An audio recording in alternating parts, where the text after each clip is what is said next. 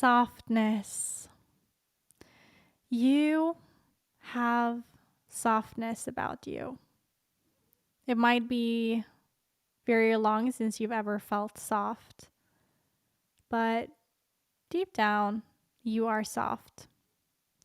You came here soft. It's just that this world, this matrix, the relationships you've been in, the way that you've treated yourself, the way that you've spoken about yourself have hardened you. But you are soft beyond perfectionism. As a woman, in your feminine essence, you relax into softness. You exhale into relaxation. Relaxation, surrendering, and softness. These are all qualities that are feminine virtues. And when you soften the rough edges, the hard edges, you feel at ease. When I say soft or soften, how do you feel? How do you feel? Softening is undoing, isn't it? Very often, you soften when you are, when you're being, rather than doing. And this is something that a lot of high performers with perfectionism have resistance to. So you might have resistance to being soft. This typically roots in you having had experiences in the past that you might or might not remember consciously that made you harden, toughen up, armor up. And they made you harden because you had a perspective of it hardening you, or that it would be necessary for you to harden as a consequence of that event, of that experience. But let me tell you one thing. Let me invite you to look upon it this way. That you can actually right now, through the power of your subconscious mind, regress back all the way back in time to all the times where you felt hard. Regress all the way back to the events, to the experiences that made you feel like it was necessary to harden. You can allow yourself to float all the way back in time to these different circumstances where you hardened. And you can begin to observe the event from above, or you can float into the event if you so choose. And you can imagine, by closing your eyes, for instance, if you would like,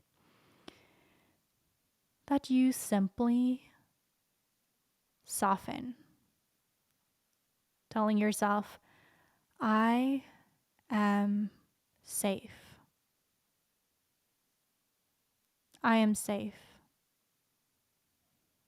I am safe. Now, I choose to soften. It is safe to soften. I embrace safety and softening now.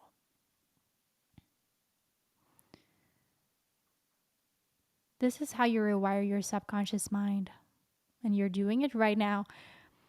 And as you then affirm these truths, you can float up to your timeline and float all the way back to now, sowing and spreading sparkling softness across your timeline all the way back to now, and allowing it to relax you, relax your muscles, relax your face, relax your shoulders, relax all of the different sides of you, parts of you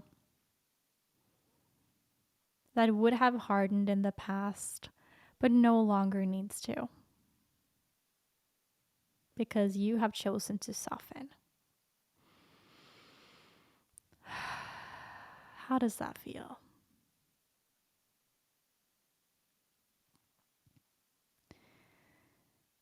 Softness is courageous.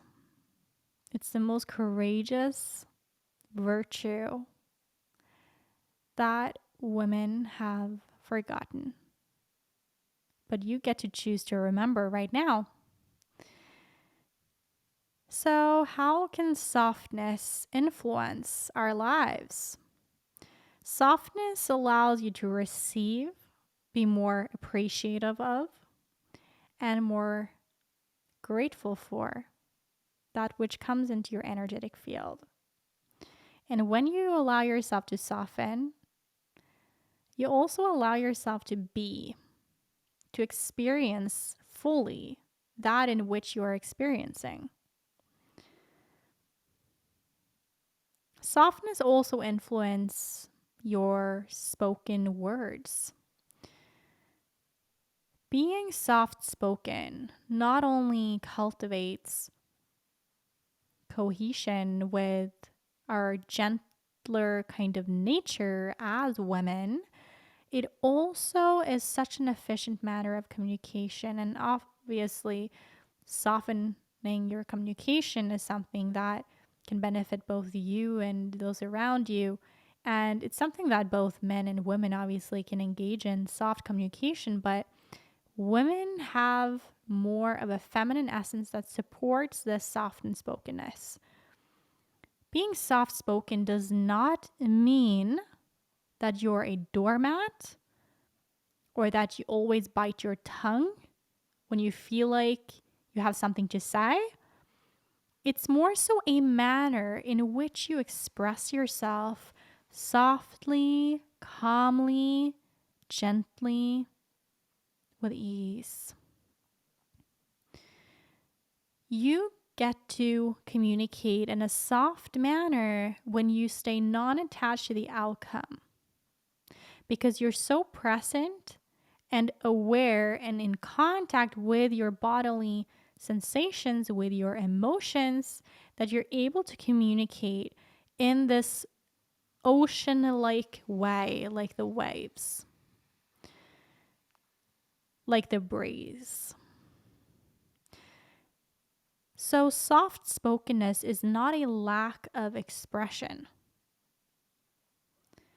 It is expression that is soft. Being soft-spoken helps the listener, helps those that you're talking to or that person you're talking to also soften, to be more receptive, to lower their guard. And why is that? Well, it is simply because we have something called mirror neurons.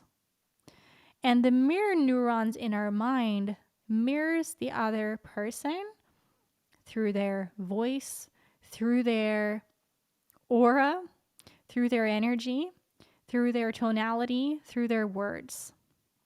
So when you are soft-spoken and when you embody this softness about you, you're more likely to also perceive and receive softness in return. Because how can you demand softness from someone else if you are not allowing yourself to be that first? The best way to be treated softly is to indeed remain soft yourself. Softness also de-escalates tension, but both within you, right? Both within you and those around you. You're also more able to collaborate more effectively, connect more deeply with yourself and others, and drive change and growth more effectively because the focus is purely on what is at hand. It is this sense of focus towards what is in front of you rather than the volume, the shrillness, or intensity of the voice or perception of how you come across. And so the focus is more so on the present moment and the sensations inside of you and focusing upon the softening.